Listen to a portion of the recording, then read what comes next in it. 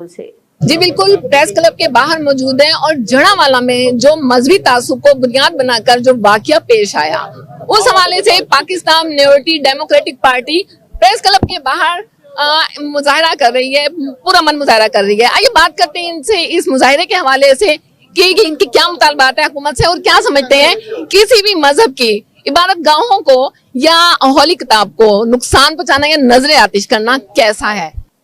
सबसे पहले तो हम स्वीडन में होने वाले वाकया पर भी पुरजोर तमाम मसीही मजम्मत करते हैं और सानिया जड़ावाला का जो वाकया हुआ है इस पर हम पूरी मसीही कौम इस वक्त बहुत ज्यादा मजम्मत करते हुए इस बात के लिए हुकूमत पाकिस्तान, गवर्नर पाकिस्तान और तमाम अदलिया से इस बात का इंसाफ चाहते हैं कि अगर कुरान पाक की जो बेहुरमती करते हैं उनके लिए सजा है तो फिर सैकड़ों बाइबलें जला दी गई, बेहुरमत कर दी गई, चर्च से सलीबों जो हमारा फख्र है, जो हमारा निशान है, जिस पर हम ईमान रखते हैं कि इस सलीब पर हमारे मसीहा ने नजात के दरवाजे को खोला, हमारे लिए कुर्बान हुआ। ये हमारे लिए बहुत ही दुख की बात कि इसको रौंदा गया, इसको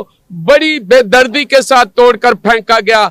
तो इसके लिए भी कानून वही होना चाहिए जो कुरान पाक को जलाने वालों के लिए है, वही इनके लिए भी होना चाहिए। आबिद चांद साहब भी हमारे साथ मौजूद हैं, इनसे बात करते हैं। सर, जड़ावाला के जो मसीही कम्युनिटी बरादरी के जो मुतासरीन है उनके बारे में थोड़ा सा बताइएगा कि वहाँ की क्या सूरत हाल है और वहाँ क्या पस मंजर था, क्या वाकया पेश हुआ? वहाँ सूरत हाल ये है कि जी जैसे आमतौर पे ऐसा होता है कि झगड़ा कोई और होता है और उसका बदला लेने के लिए तौहीने मजहब का जो इल्ज़ाम है वो लगाकर तो उस आबादी को और चर्चेस को और बाइबलों को जला दिया जाता है। आप समझते हैं पसे मंजर ये नहीं था, पसे मंजर कोई जाती ना दुश्मनी थी? जी बिल्कुल ऐसे है, ये यकीनी तौर पे ऐसे है।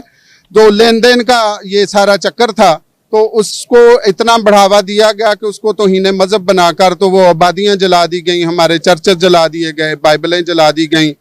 और हम मुतालबा करते हैं कि ऐसे वाक़यात चूँकि तारीख में और माजी में होते रहे हैं और हुआ ये है कि ना तो वो ऐसे शरपसंद अनासर को सजा दी गई है और ना कोई ऐसा कानून बनाया गया है कि इस झूठे इल्ज़ाम लगाने वाले अनासर को जो तौहीन मजहब का सहारा लेकर अपनी रंजिशें दूर करते हैं उनकी बीख कनी के लिए भी कुछ नहीं किया गया। सर, आप क्या समझते हैं जो हकीकी किरदार है जो जिसका मरूद इल्जाम ठहराया है, क्या उसको सजा दी जाएगी, मंजर आम पर आया जाएगा, क्या आना चाहिए?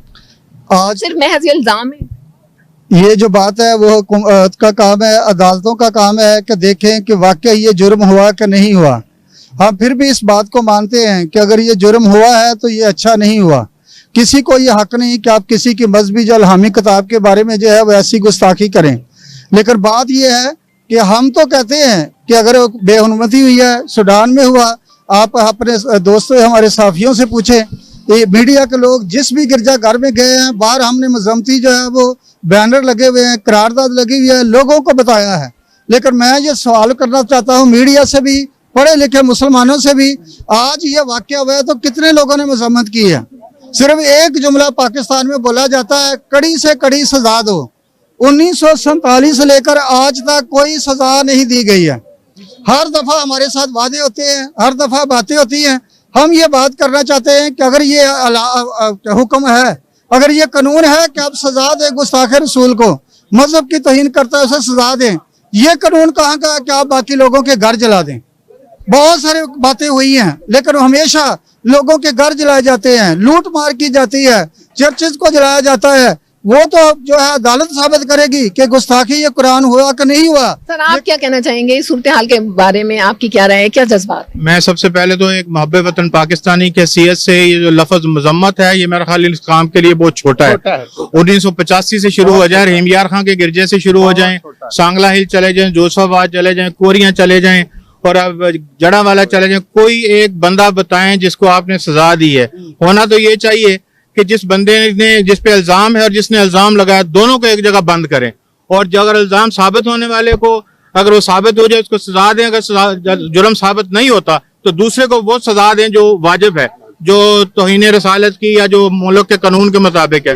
जड़ावाला का जो ये सानेहा है, ये दिलों को दहला देने वाला सानेहा है और इसको हम जिंदगी के किसी मोड़ पर भी भुला नहीं सकते हैं।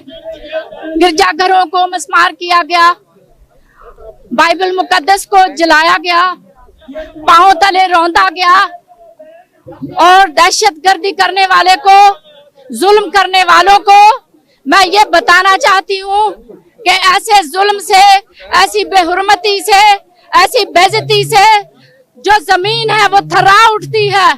और मेरी चीफ ऑफ जस्टिस से, चीफ ऑफ आर्मी स्टाफ से और हुकूमत वक्त से ये अपील है कि अकलियतों को इससे बाजियाब कराया जाए और इनको बेहतर हालत में लाया जाए। जी सरफराज क्लाइमेट भी यहाँ मौजूद है, इनसे बात करते हैं सूरत हाल के बारे में, साने के बारे में क्या कहें। जी, एक तो जितने पाकिस्तान में पुरशिद्दत वाक़यात हुए हैं उन सब की पुरजोर मजम्मत करते हैं और खास तौर पे जो 16 अगस्त का वाक़या जो जड़ावाला में हुआ है उसकी पुरजोर मजम्मत करते हैं। पाकिस्तान मिनोरिटी डेमोक्रेटिक पार्टी के शुरा यहाँ मौजूद है। इनका कहना है कि अगर किसी का इल्जाम साबित हो जाता है, इन्वेस्टिगेशन के बाद तहकीक की जाए तो उसको कैफरी किरदार तक पहुंचाया जाए। इस तरह किसी गुनाहगार की सजा पूरी कम्युनिटी को नहीं देनी चाहिए और इसके लिए SOPs होने चाहिए, इकदाम किए जाने चाहिए और सजा देनी चाहिए ताकि इस सिलसिले को